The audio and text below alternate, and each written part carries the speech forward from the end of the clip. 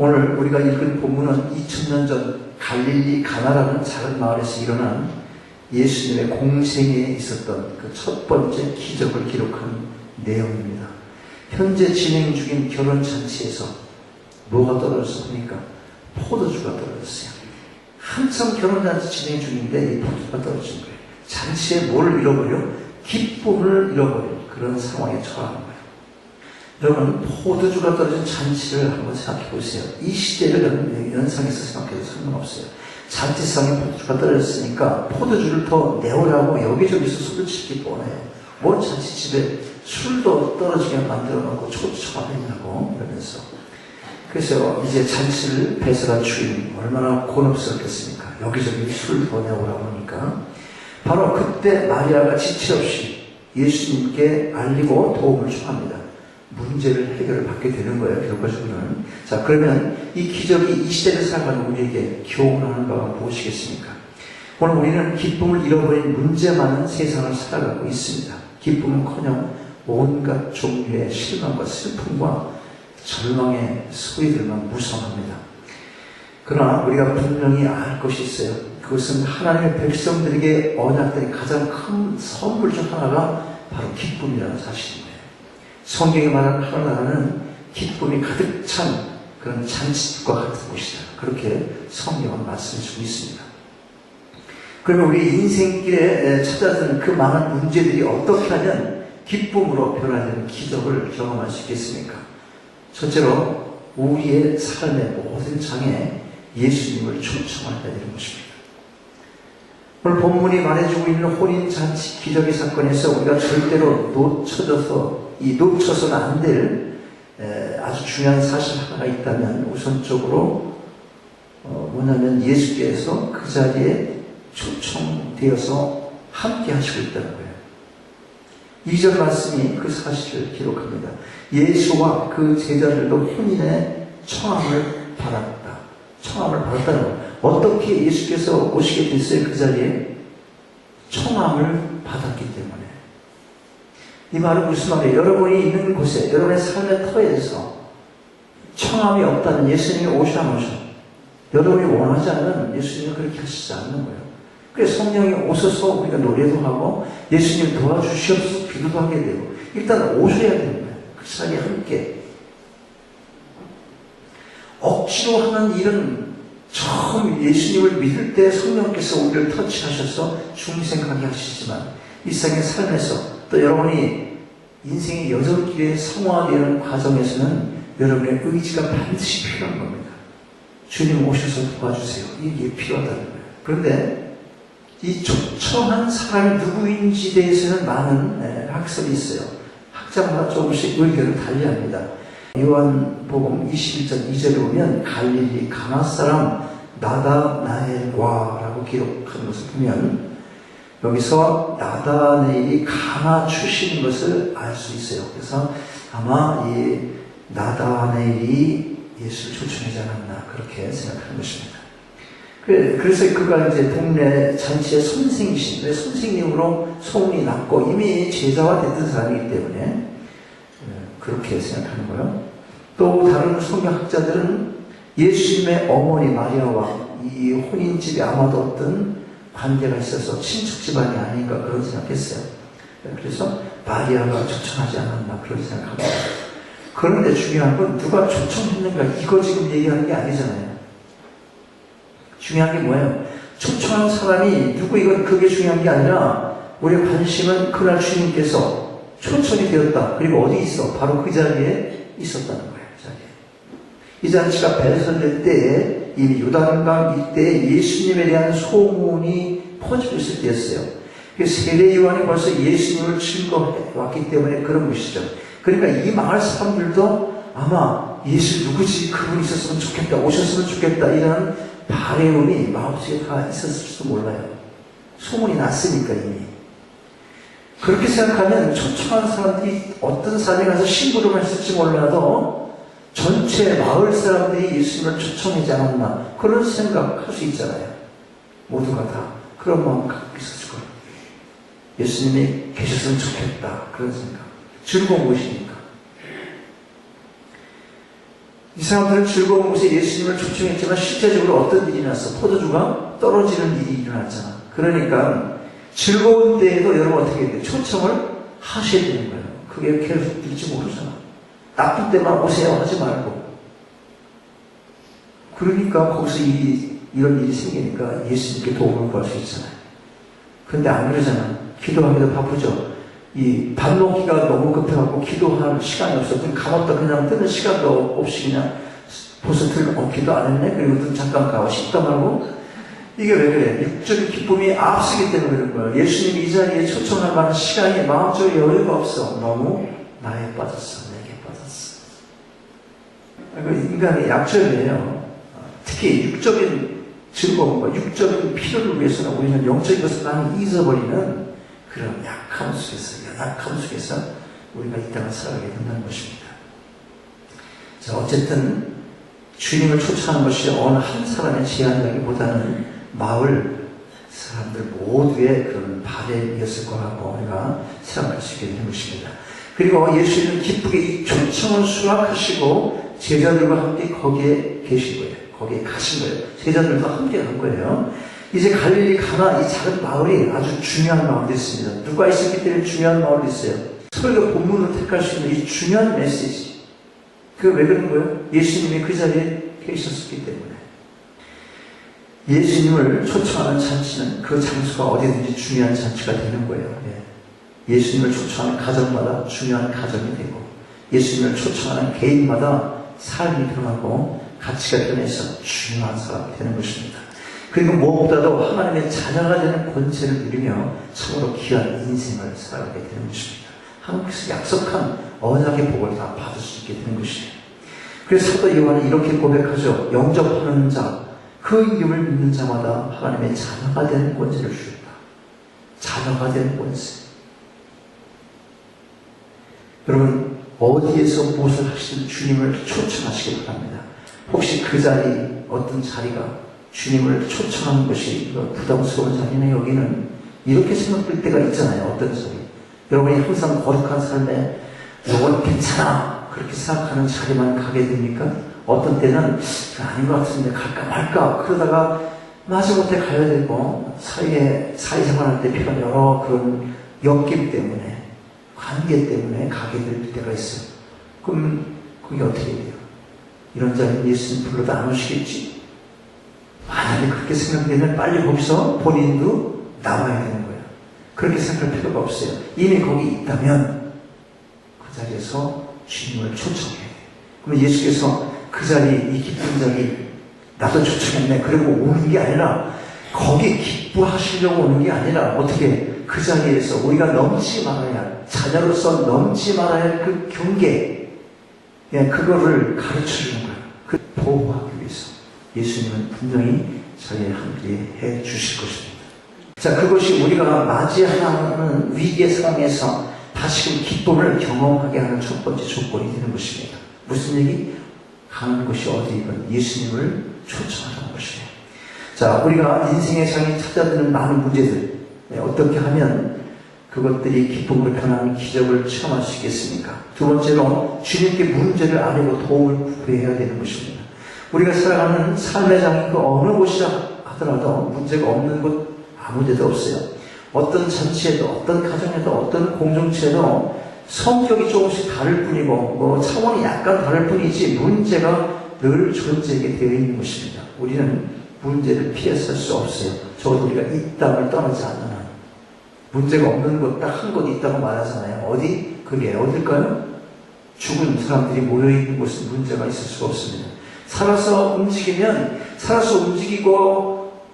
무슨 일을 계획하고 이뤄가고 하는 것들이 다 죄의 속성으로 가득 찬 머리에서 나오는 일들이에요. 그러니까 하다 보니까 모든 일들이 다 완벽할 수 없어요. 그러니까 문제는 계속 여기저기서 터지는 거예요. 열심히 사람들이 계획을 하고 머리를 맞대고 여러 가지 책을 보고 이게 맞아 라고 말하지만 그것이 절대적으로 맞지 않는 경우가 얼마나 많겠습니까? 우리의 머리로 한 거니까. 그렇다면 또 하나님께 기도하고 하면서 해도 그렇게 되지 않은 경우가 얼마나 있는지 몰라요. 왜냐하면 하나님의 뜻을 온전히 분간하지 못하니까 분별력 없기 때문에 이게 맞는 걸 거야. 이게 기도 응답일 거야. 내 스스로 그렇게 생각하고 일을 추진해 나가요. 그러면 반드시 뭐가 생겨? 문제는 생기게 마련인 거예요. 똑똑한 척하는 사람들 많이 있죠. 내가 기도하고 하는 거니까요. 이러면서.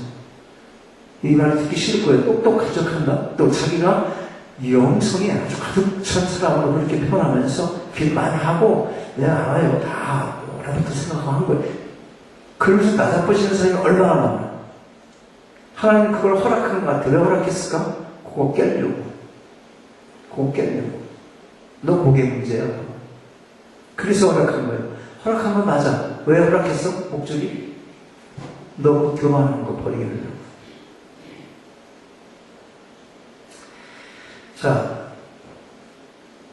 사람이 살아 움직이는 곳, 어디든지 문제 없는 곳 없다는 걸 아셔야 돼요. 우리에게 중요한 것은 우리가 문제를 직면할 때 그 문제 어떻게 대처하는가, 그게 중요한 것입니다. 오늘 잔치집에 문제가 무엇이었어요? 포도주가 떨어질 거예요. 바로 마리아는 이 문제를 먼저 예수님께 가지고 나온 거죠. 포도주가 모자란 자, 예수 어머니, 그 어머니가 예수에게 이르되 뭐라고 그래요? 저희에게 포도주가 없다니. 포도주 떨어졌는데 어떡하죠? 아들이니까 존댓말 안 했겠지만, 야, 포도주가 떨어졌다고 하네. 이런 얘기 했겠죠. 포도주가 없으면 아린 것입니다. 단순한 보고가 아니라 그냥 떨어졌어. 그 말은 의미가 뭐야? 이거 좀 어떻게 다시 좀 채워줄 수 없겠냐고 그렇게 부탁한 거잖아요. 그죠? 요청을 한 거예요. 그렇다면 이건 기도와 같은 거예요. 기도 간구에 부탁하는 거 아니에요? 하나님께. 자기 아들 누구 예수에게 부탁한 거죠. 지금 마리아는 예수님의 해결하실 수 있을 것이라고 믿고 구한 것입니다. 믿지 않았으면 어떻게 하인들에게 무슨 말씀을 하시든지 그대로 하라 이렇게 할 수 있겠어요? 믿은 거죠. 그런데 그런 마리아의 요청에 대해 예수님 대답 아주 이상한 대답을 하셨어. 다 아시죠? 4절 보니까 뭐라고 해요? 여자요. 이렇게 말하는 거예요. 이건 내가 교육 잘못시켰네. 이게 엄마한테 여자요 하다니 이렇게 했을까요? 이게 우리가 잘 몰라서 그래요. 여자요 나와 무슨 상관이 있나이까 이렇게 대답을 해요. 여기서 여자요라는 말은 우리의 정서상 좀 이상하게 들리는 것 뿐이에요. 이게 뭐냐면 그 당시에는 세상의 존칭어로 사용되었던 말인 것입니다. 그러므로 예수님께서 자기 어머니를 낮추어 부르는 것이 아니라 비록 자기의 뜻과는 다른 요청을 했을지라도 세상의 존칭을 사용해서 어머니를 부른 것입니다. 그럼 마리아의 태도는 어땠습니까? 마리아는 내 때가 이르지 못하였다는 예수님의 말씀에도 불구하고 그녀의 요청에 받아들여질 것을 믿었습니다. 결과가 뭐예요? 그 믿음대로 됐습니다. 그렇다면 포도주는 무엇을 의미합니까? 포도주는 그 당시에 유대인들에게 있어서 인생의 기쁨을 상징하는 거예요. 서두에 우리에게 있어서 이 잔치집에 술 이런 개념 가질 때 기쁨을 말하는 것처럼 그 당시에 포도주는 기쁨을 상징했던 것이에요. 이것은 우리가 포도주가 떨어진 잔치집의 모습을 생각해봐도 짐작할 수 있는 거예요. 지금 이 시대에 있어서도 여러분 어떠세요? 포도주가 떨어졌으니까 기쁨을 잃으셨으니까 기쁨을 잃어버린 그 삶, 그것은 그 자체가 고난이고 슬픈 것입니다. 그리고 이런 시련은 누구에게나 예외 없이 찾아오는 거예요. 그리고 그 시련은 그런 고난의 때, 시련일 때 많은 사람들이 절망하고 삶을 포기하기도 하는 것입니다. 그래서 우리가 자살 소식도 듣게 되는 겁니다. 얼마 전에 우연히 인터넷 뉴스 보니까 어떤 배울 만큼 배우고 삶도 꽤 남북에 괜찮게 살았던 어떤 사람이 자기 와이프 죽이고 애들까지 죽인 것 있었잖아요. 근데 보니까 그렇게 아주 절망적인 그런 가난이 아니었다는 거예요. 모든 걸 다 뺏겨서 어떻게 살아갈 수가 도저히 없는 그런 절망선이 있지 않고 상대적인 가난으로 인하여 그걸 못 넘어갔어요. 그게 무슨 말이에요? 그거 다 갖고도 와이프가 갖고 있는 3억이라는 돈이 있었다고 말하고 그 아파트를 팔고 그 빚진 걸 갚아도 몇 억이 남아갖고 충분히 살 수 있는 돈이에요. 여기 있는 우리보다도 훨씬 부자예요.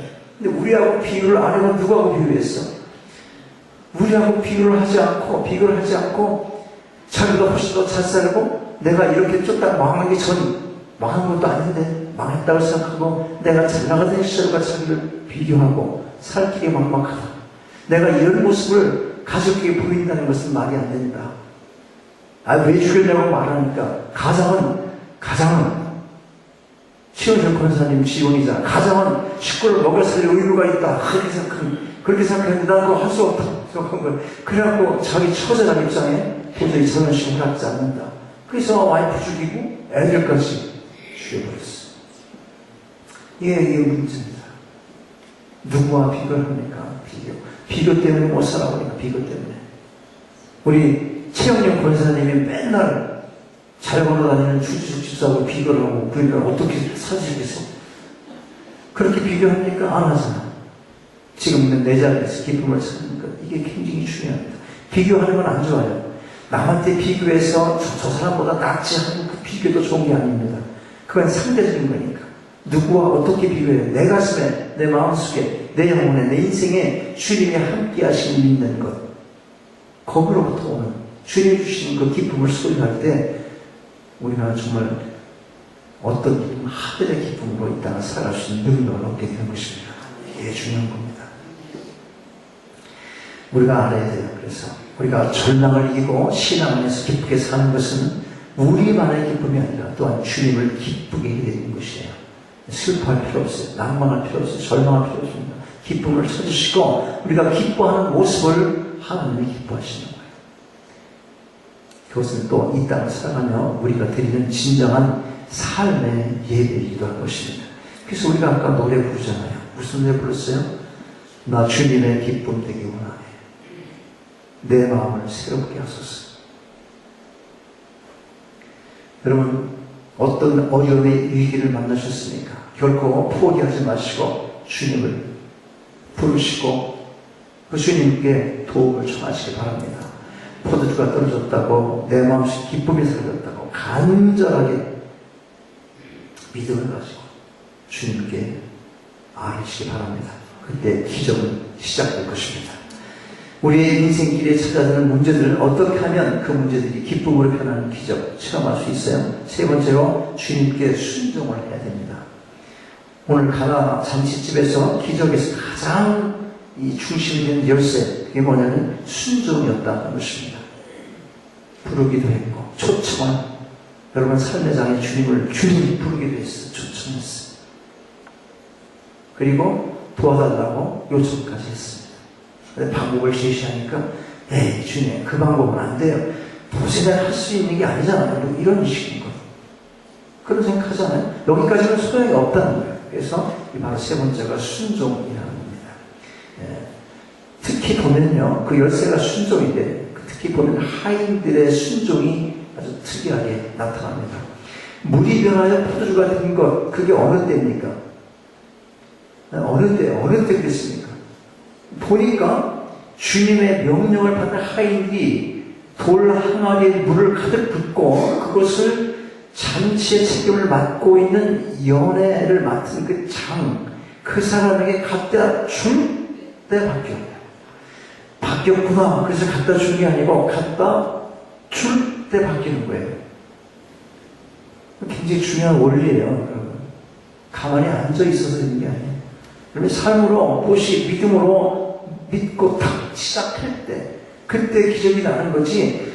그렇게 기적을 일으켜주면 내가 그거를 먹겠습니다. 내가 그걸 그렇게 하겠습니다. 이거 우리 생각이다 이거예요. 인간적으로 보면 도저히 순종할 만한 것이 못 되는 그런 황당하기 짝이 없는 그런 명령이잖아요. 물을 갖다 부어 아니 지금 포도주를 만들어 달라고 그랬더니 포도주가 떨어졌다고 그랬더니 물을 갖다 부어요. 인간적으로 보면 도저히 순종할 만한 것이 못 돼요. 그러나 그들을 어떻게 했어요? 순종했어요.